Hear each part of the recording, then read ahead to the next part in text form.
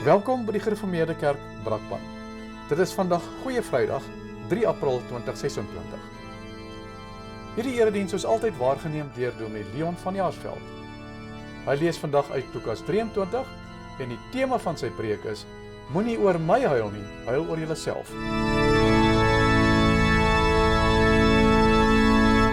Goeiemôre broers en susters. Baie welkom by hierdie besondere dag. So erediens ook en al die besoekers wat vandag hier is. Kom ons word stil voor die Here. Ons hulp is die naam van die Here wat die hemel en die aarde geskaap het en wat trou bly tot in ewigheid. Genade en vrede vir julle van hom wat is en wat was en wat kom, van die 7 geeste voor sy troon en van Jesus Christus, die geloofwaardige getuie, die eerste wat uit die dood opgestaan het, die heerser oor die konings van die aarde. Amen. Kom ons staan en loof ons die Here deur saam te sing uit Psalm 89, daarvan verse 1 en 6. Van goedertierenheid sal ek vir ewig sing, en aan U trou, o Heer, altyd my hulde bring. Want soos 'n tempel wat op vaste grond verrys het, so rys die ewige guns wat U aan ons bewys het. En soos die hemelboog nooit uit sy stand sal wyk nie, so seker sal U trou nooit wankel of beswyk nie. Psalm 89, verse 1 en 6, en daarna bid ons saam.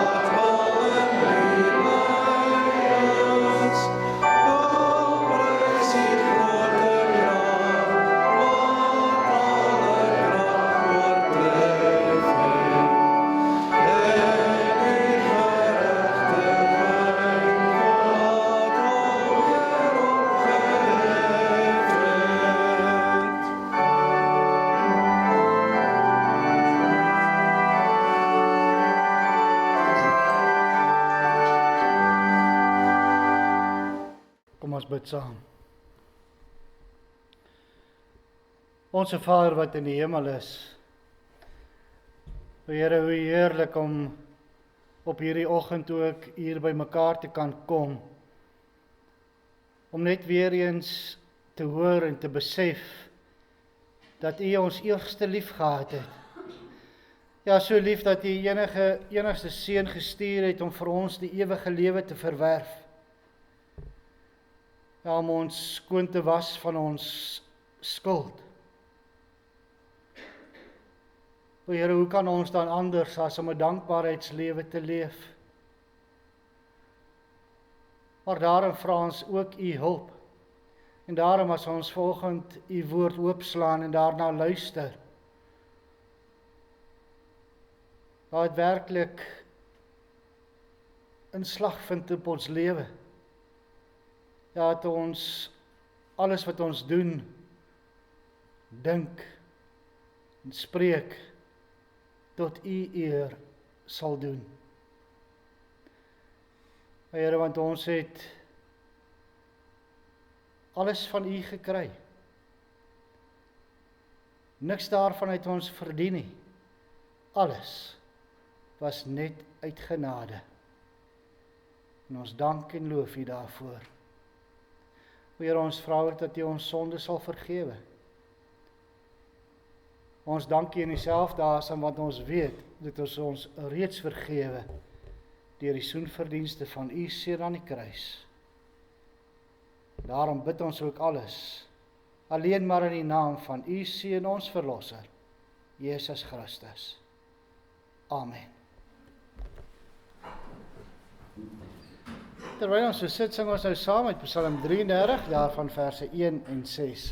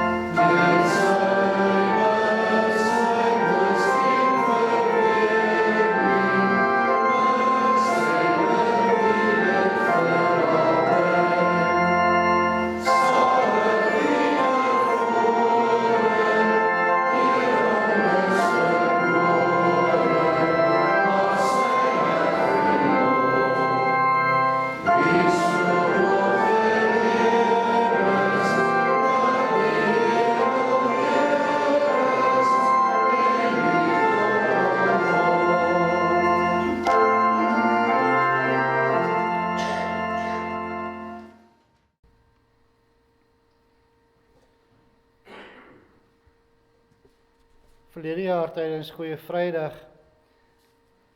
het ons gesien hoe die hele skouspel rondom Jesus se kruisiging gewys het dat hy die koning van die wêreld is. En steeds het die mense nie besef wie dit is wat hulle gekruisig het nie. Vandag lees ons weer die gedeelte wat handel oor Jesus se kruisiging, en hoe anders as op 'n Goeie Vrydag, maar ons let spesifiek op die vroue wat gehuil het. Kom ons luister daarna. Dis Lukas 23 vanaf vers 13 tot 31. Daarna het Pilatus die priesterhoofde, die lede van die Joodse raad en die volk bymekaar geroep en vir hulle gesê: "Julle het hierdie man voor my gebring as 'n opruier van die volk. Nou het ek in julle teenwoordigheid die saak ondersoek. En ek het in hierdie man geen grond gevind vir die aanklag wat julle teen hom inbring nie. Herodes het ook nie, want hy het hom na ons teruggestuur. Hy het beslis niks gedoen wat die dood verdien nie. Ek sal hom dus laat gesel en dan loslaat. Maar soos een man het hulle geskree: weg met hom, laat Barabbas vir ons los. Barabbas was in die tronk oor 'n opstand in die stad en oor moord. Omdat Pilatus vir Jesus wou loslaat, het hy weer met hulle gepraat. Maar hulle het aanhoudend uitgeroep: kruisig hom, kruisig hom. Die derde keer sê Pilatus vir hulle: watter kwaad het die man gedoen? Ek het in hom niks gekry wat die doodstraf regverdig nie. Ek sal hom dus laat gesel en dan loslaat. Hulle het egter met 'n harde geskreeu aangehou om te eis dat Jesus gekruisig moes word. En met hulle geskreeu het hulle die oorhand gekry. Pilatus het toe besluit dat aan hulle eis voldoen moes word. Die man wat oor opstand en moord in die tronk was, het hy vrygelaat, soos hulle geëis het. Maar vir Jesus het hy uitgelewer soos hulle wou hê. Terwyl hulle hom weglei, gryp hulle 'n sekere Simon van Sirene wat toe net van buite die stad afgekom het en sit die kruis op hom om dit agter Jesus aan te dra. 'n Groot menigte van die volk het agter Jesus aangeloop, onder wie ook vroue wat oor hom getreur en gehuil het. Maar Jesus het na hulle toe omgedraai en gesê: "Vroue van Jerusalem, moenie oor my huil nie, huil oor julleself en julle kinders. Want daar kom dae waarin hulle sal sê, hoe gelukkig is die onvrugbare vroue en die wat nooit 'n kind in die wêreld gebring het of gevoed het nie. Dan sal hulle vir die berge sê, val op ons, en vir die heuwels bedek ons. As hulle dit met die groen hout doen, wat sal dan met die droë hout gebeur?" Tot sover. Vers 28 weer, maar Jesus het na hulle toe omgedraai en gesê: "Vroue van Jerusalem, moenie oor my huil nie, huil oor julleself en julle kinders."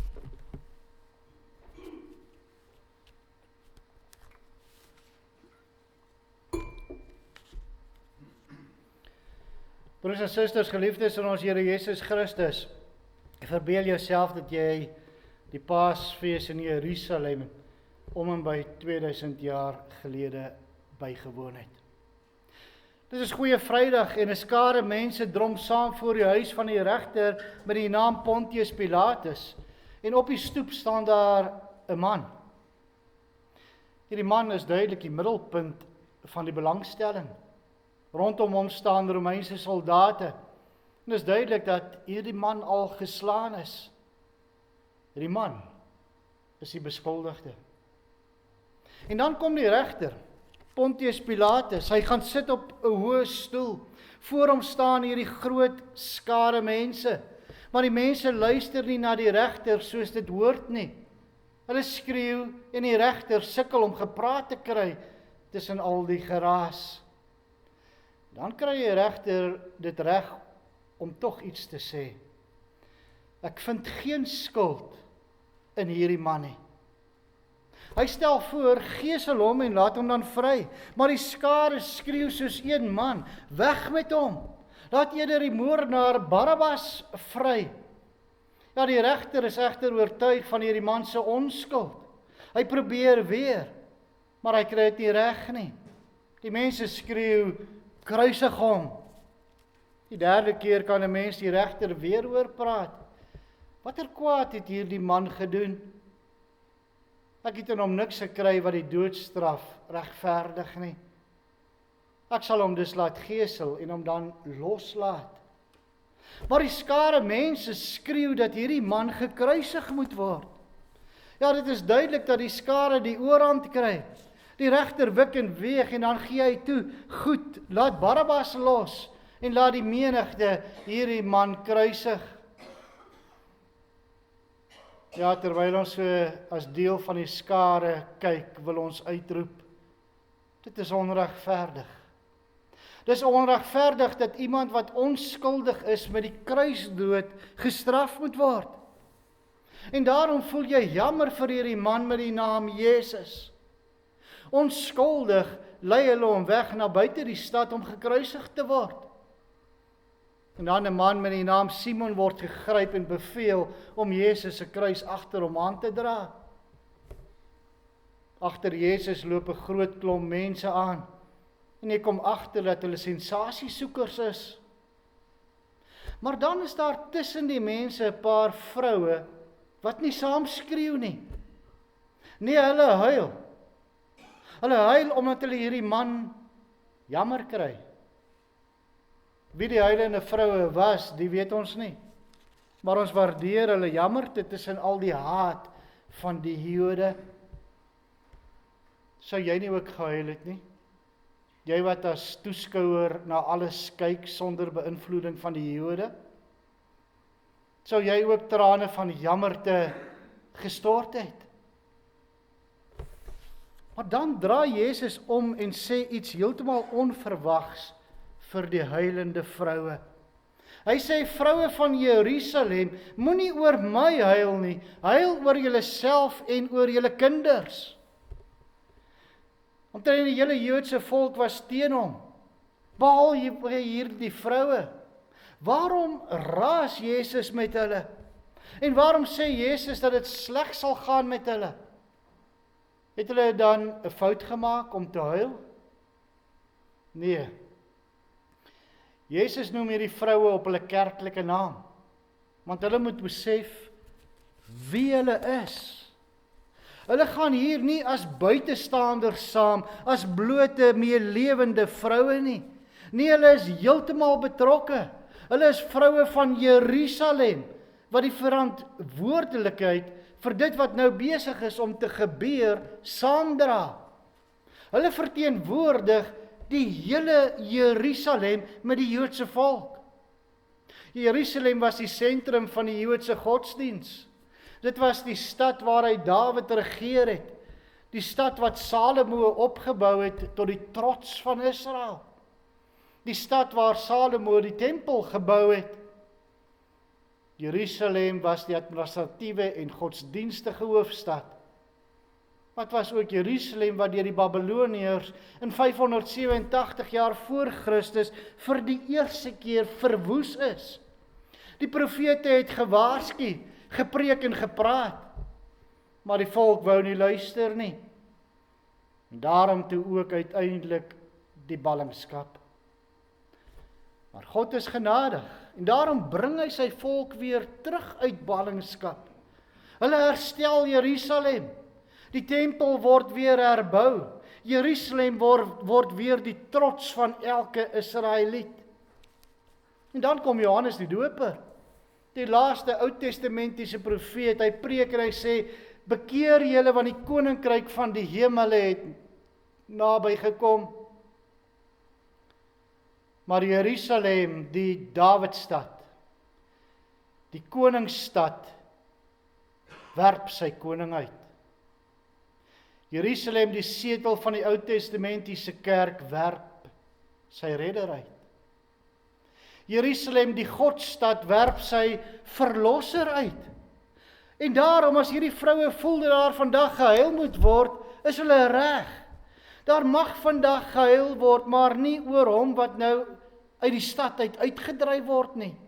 Nee, huil oor julleself en julle kinders, sê Jezus. Dit moes seker vir hulle snaaks klink. Hoe kan hierdie man nog so praat terwyl hy sy kruis dra op pad na sy dood? Maar hoekom moet hulle eerder oor hulle self en hulle kinders huil? Die vroue het gedink dat Jezus op pad is om 'n nederlaag te ly, om as 'n verworpene, hulpeloos en kragteloos te sterf. Broers en susters, sou ons nie ook so gevoel het as ons na hierdie gebeure gekyk het en van 'n afstand af dopgehou het nie? Ja, die vrou het nie geweet dat Jezus op pad is om die oorwinning te behaal nie. En hulle het ook nie geweet dat Jezus hierdie pad vrywillig stap nie. Ja, die vrouens se groot fout was dat hulle maar net toeskouers was. En daarom sien hulle Jezus as 'n jammerlike figuur wat nou nog lewe en wil lewe, maar onskuldig ter dood veroordeel is.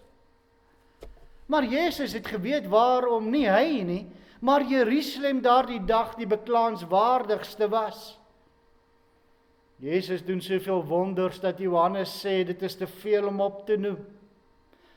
Hy praat mooi. Hy dreig. Hy kondig oordeel aan. En dan, op 'n dag, breek Jezus se hart. In Lukas 19 lees ons dat Jezus self gehuil het oor Jerusalem. Daardie dag toe hy op 'n donkie Jerusalem binne gery het, omring deur 'n juigende skare. Die koning het in sy stad gearriveer en die mense se verwagtinge het hoog opgevlam.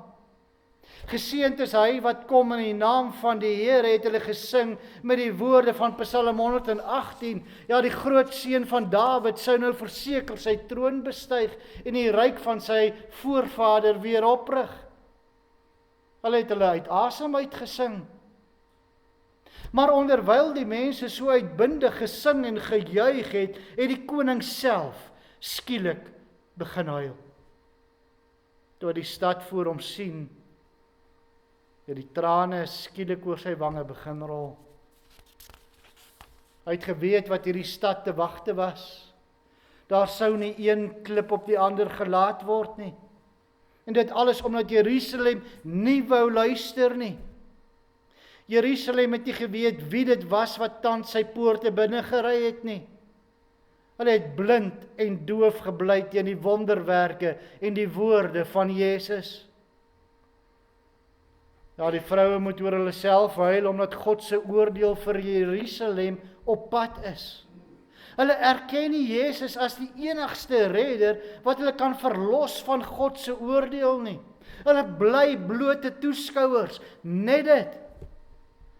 Hulle het alles gesien wat gebeur het, maar hulle besef nie wat werklik gebeur nie. Die betekenis vir hulle self het ontbreek. Jerusalem wat deur die vroue verteenwoordig word, wys hulle 'n redder af. So 'n redder, op pad na die kruis, was nie vir hulle gewens nie. Hulle jaag hulle koning uit die stad uit. En daarmee jaag hulle die lewe uit die stad uit. In hom is die lewe wat God vir sy volk wil skenk. Hy is die brood van die lewe, die water van die lewe. Hy is die weg, die waarheid en die lewe. Die wat in hom glo, ontvang die ewige lewe. Dan sê Jesus, want as hulle dit doen aan die groenhout, wat sal met die droëhout gebeur? Waarsku Christus hulle. Jesus is die lewensboom. Hy is die groenhout wat lewe kan gee en selfs droë hout weer laat bloei. Maar as hulle die groenhout afsny en weggooi, hoe sal hulle die droë hout dan ooit weer kan lewe? Hulle sal brandhout word. Ja, in Hebreërs 6 leer God ons die volgende: wanneer mense een keer deur God verlig is, die hemelse gawe ontvang en deel gekry het aan die Heilige Gees, die goeie woord van God leer ken het en die kragte van die toekomstige wêreld ondervind het, en dan nogtans afvallig geword het, is dit onmoontlik om hulle weer tot bekering te bring. In hulle self kruisig hulle immers weer die Seun van God en maak hulle hom in die openbaar tot 'n bespotting. Dis soos met grond wat die reën indring, wat dikwels daarop val. As dit bruikbare gewasse voortbring vir die wat dit bewerk, word dit deur God geseën. Maar as dit doringstruike en dussels oplewer, is dit waardeloos en is die tyd naby dat God dit vervloek. Die uiteinde daarvan is die vuur. Vroue van Jerusalem, hou op met julle gehuil.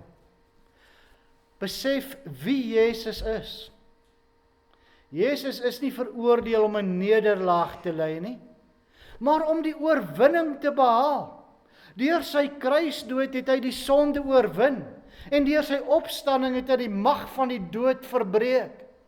Jesus se lydenspad was dus 'n oorwinningspad. En dit is nie iets om oor te huil nie. Nee, nie trane nie, maar blydskap. Dit is goeie Vrydag. Ja, die Seun van die lewende God moet vereer word. Die wat die groenhout nie eer nie, word self as brandhout verteer. Ja, daar kom daar, sê Jesus, waar hulle sal sê, hoe gelukkig is die onvrugbare vroue en die wat nooit 'n kind in die wêreld gebring het of gevoed het nie. Daardie dae sal kom. Hulle het sopas voor Pilatus geroep, Laat sy bloed maar kom oor ons en ons kinders. Dit waarvoor hulle gevra het gebeur. Jesus voorspel dit. In die jaar 70 na Christus het sy woorde al waarheid begin word. Romeinse troepe het die stad omsingel, ingeneem en die stad tot die grond toe afgebreek. Broers en susters, tot vandag toe nog. Waar is die oorlog aan die gang? Tot vandag toe nog. Ken Israel nie vrede nie. Hulle is in oorlog gewikkeld. Het hulle nie gesê, laat sy bloed oor ons en ons kinders kom nie. Ja, Jerusalem se verwoesting was egter maar nog net die begin. Openbaring 6 vertel vir ons van die eindpunt.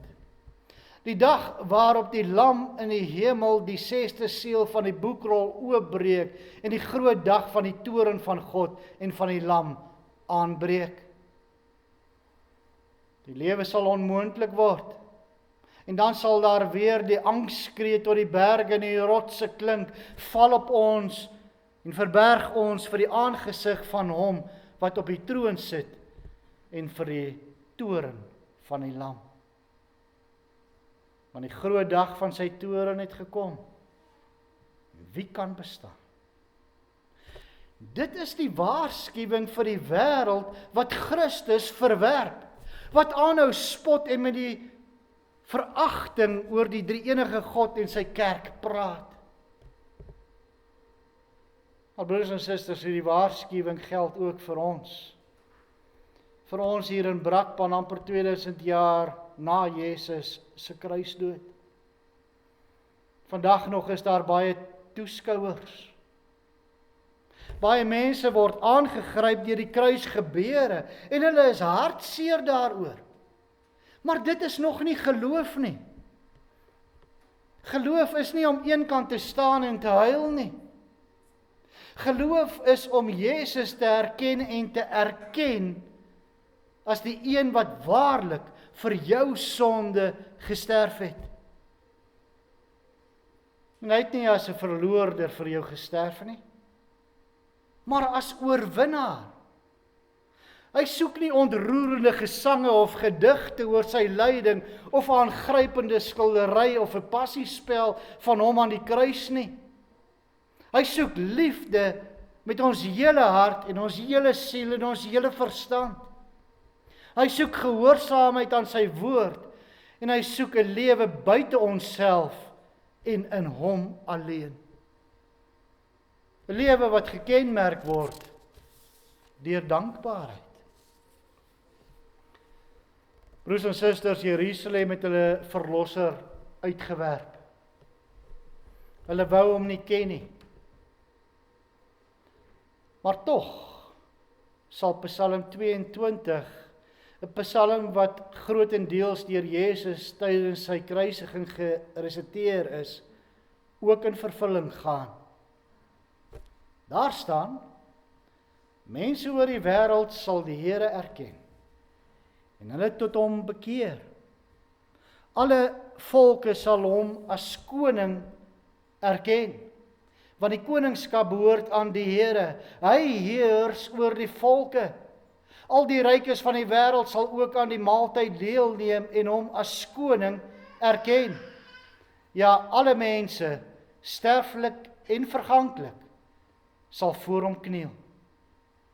Die nageslag sal hom dien, en hulle sal van die Here vertel aan die volgende geslag.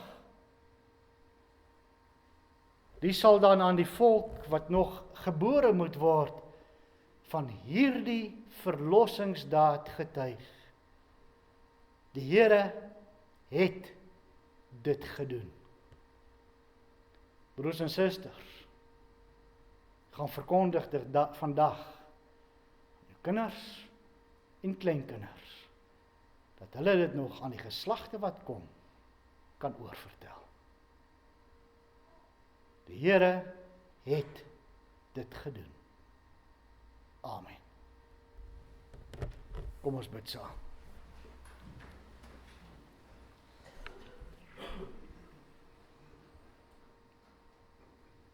Onse Vader wat in die hemel is. Ja, Here, ons wil vandag in blydskap juig. Ons wil juig omdat U aan ons genade getoon het. Vir ons die grootste geskenk denkbaar gegee het. Nou Here, hoe sal ons dit ooit kan verstaan? Ons wat elke dag sonde doen. Ja Here, as ons hier gaan uitbeweeg, dan gaan ons alweer daarmee begin. Maar tog sien U ons aan deur U Seun Jesus Christus. Dit beteken dat hy ons sonde voor U bedek het. Ja, dit is uitgewis. So ver as wat die ooste van die weste verwyder is, en U dink nie meer daaraan nie. Here, dit is te groot vir ons begrip, dat ons skoon gewas, sonder sonde voor U staan.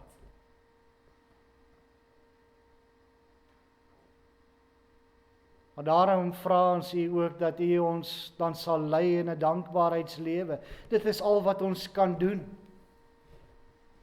Om vir U dankie te sê vir dit wat U vir ons en aan ons gedoen het. Here, U het ons trane afgevee. Ons trane verander in vreugde en blydskap.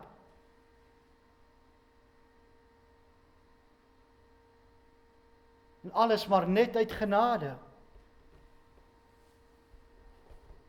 Niks daarvan het ons verdien nie.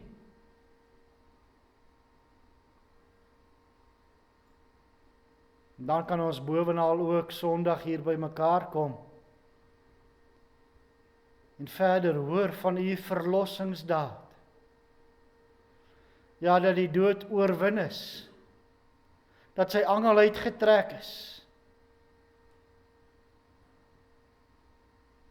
Sodat ons as U kinders vir ewig kan lewe. Here, net by die aanhoor en die uitspreek van hierdie woorde staan ons verstom. Here, ons vra ook dat U met elkeen van ons sal wees. In elkeen van ons se lewens is daar ook beproewinge. Daar is ook trane wat gestort word. Maar wil U daardie trane ook vir ons afvee? En dit omskakel in blydskap. Net U kan dit doen. En ons dank U vir die voorreg wat ons het om tot U te nader, om dit ook te mag vra. Gaan hierdie dag saam met ons in en hou U hand van seëninge en bewaring oor elkeen van ons. Ons bid dit om Christus ontwil alleen. Amen.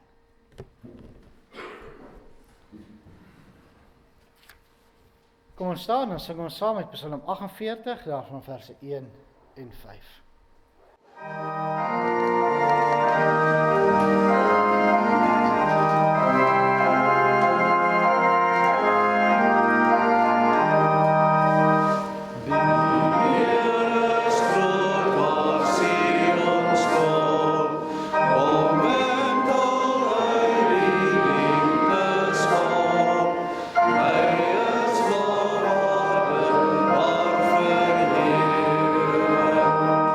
Niemand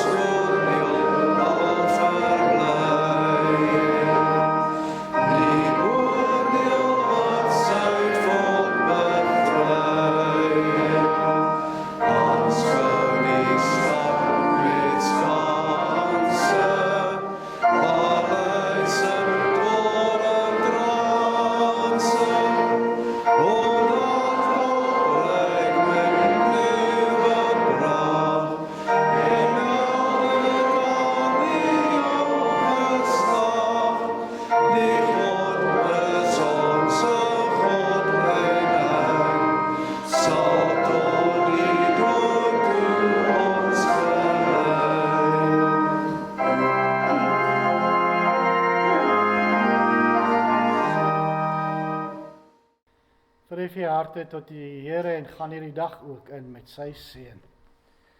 Die Here sal julle seën en julle beskerm. Die Here sal tot julle redding verskyn en julle genadig wees.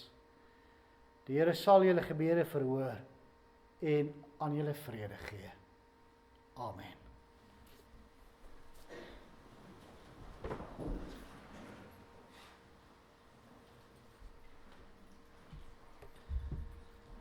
Goeiemôre broers en susters. Daar's net een kollekte vandag, as jy uitgaan by die deure, dit gaan vir Bybelverspreiding. Daar's ook nie afkondigings volgend nie, en miskien net 'n enkele een, en dit is dat ons die troos van die Here vir Dirk Coetzee, Dominique toebid, waar Dirk, soos hy dit noem, sy Duitse pa oorlede is gistermiddag. Baie sterkte vir hulle. Baie lekker dag vir elkeen.